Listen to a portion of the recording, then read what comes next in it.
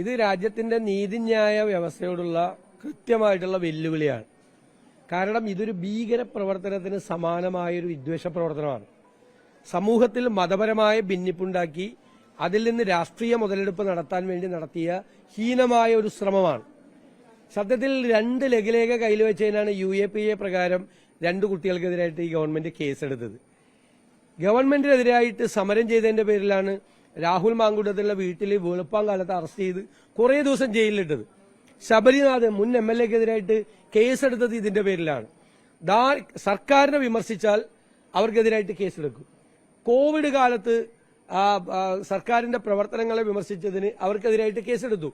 ദുരിതാശ്വാസ നിധി ഞങ്ങൾ കൊടുക്കില്ല, ഞങ്ങൾ വേറെ പുറത്തെ നേരിട്ട് സഹായിക്കില്ല എന്ന് പറഞ്ഞവർക്കെതിരായിട്ട് കേസെടുത്തു. നാട്ടിൽ ഭിന്നിപ്പുണ്ടാക്കാൻ ശ്രമിക്കുന്നവർക്കെതിരായിട്ട് കേസെടുക്കുന്നില്ല. കേരളത്തിലെ പോലീസിന് അറിയാം ഇത് ആരാണ് ചെയ്തത്, ഏത് വ്യക്തിയാണ് ചെയ്തത്, എവിടെ നിന്നാണ് ഇത് തുടങ്ങിയത്, ഇത് ആരെല്ലാമാണ് ഷെയർ ചെയ്തത്. ഇത് മുഴുവൻ CPM ഹാൻഡിലുകളാണ്. വ്യാജമായി ഒരു യൂത്ത് ലീഗുകാരന്റെ പേരിൽ ഒരു വ്യാജ ഷോട്ടുണ്ടാക്കി അത് CPM നേതാക്കന്മാർ തന്നെ ഇത് പ്രചരിപ്പിച്ചു. അത് ചെയ്ത CPM DYFI നേതാക്കൾ സംരക്ഷിക്കുന്നു. ഈ മുഖ്യമന്ത്രി എവിടെയാണ് കേരളത്തിന്റെ? കുറച്ചു ദിവസമായി കണ്ടിട്ട് ഇതൊന്നും അറിയുന്നില്ലേ? കേരളത്തിലെ മുഖ്യമന്ത്രി, ആഭ്യന്തര വകുപ്പിന്റെ ചുമതലയുള്ള മുഖ്യമന്ത്രി കേരളത്തിൽ വർഗീയ സംഘർഷം വരെ ഉണ്ടാക്കാൻ സാധ്യതയുള്ള വിദ്വേഷ പ്രവർത്തനം നടത്തിയതിന് ഒരു കേസ് പോലും എടുക്കാതെ നിൽക്കുന്നത് ഈ മുഖ്യമന്ത്രി മറുപടി പറയണ്ടേ? മുഖ്യമന്ത്രി മറുപടി പറയണം. മുഖ്യമന്ത്രിയാണ് ഇവരെ മുഴുവൻ സംരക്ഷിക്കുന്നത്.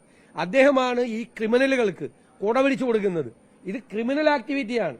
CPM-ന്റെ ഉന്നതന്മാരായ നേതാക്കളും അവരുടെ കുടുംബവും ഉൾപ്പെട്ട വലിയ ഒരു ഗൂഢാലോചന ഇതിന്റെ പുറകിൽ നടന്നിട്ടുണ്ട്. തെരഞ്ഞെടുപ്പിന്റെ അന്നോ തെരഞ്ഞെടുപ്പിന്റെ തലേദിവസമോ വേണമെങ്കിൽ വർഗീയ സംഘർഷം ഉണ്ടാകാൻ സാധ്യതയുള്ള ഒരു ഷോട്ടാണിത്. കാഫിർ പോസ്റ്റ് എന്ന് പറയുന്നത് ഇത് കേരളത്തിന് അപമാനകരമായ ഒരു സംഭവമാണ്. കേരളത്തിന്റെ ഒരു മതേതര ബോധ്യത്തിന് കളങ്കം ചാർത്തിയ ഒരു സംഭവമാണ്. എന്നിട്ടും ഗവൺമെന്റും മുഖ്യമന്ത്രി പരസ്യമായിട്ടാണ് ഇവരെ സംരക്ഷിക്കുന്നത്. അറിഞ്ഞിട്ട് പോലില്ലെന്ന് പറയണം. പോലീസ് ഹൈക്കോടതിയിൽ കൊടുത്തതിന് ആ ഉദ്യോഗസ്ഥനാണ് ട്രാൻസ്ഫർ ചെയ്തത്. എന്നിട്ട് മുഖ്യമന്ത്രി അറിഞ്ഞിട്ട് പോലുമില്ല. ബാക്കി നാട്ടിലെല്ലാവരും അറിഞ്ഞു. ആഭ്യന്തര വകുപ്പിന്റെ ചുമതലയുള്ള മുഖ്യമന്ത്രി പത്രത്തിൽ വായിച്ചിട്ടാണ് പോലീസ്, അദ്ദേഹത്തിന്റെ കീഴിലുള്ള പോലീസ് ഹൈക്കോടതിയിൽ അഫിഡവിറ്റ് കൊടുത്തറിഞ്ഞു. അല്ലാത്ത കാര്യമൊക്കെ മുഖ്യമന്ത്രിയും മുഖ്യമന്ത്രിയുടെ ഓഫീസിലുള്ള ഉപജാപക സംഘവും അറിയുന്നുണ്ടല്ലോ.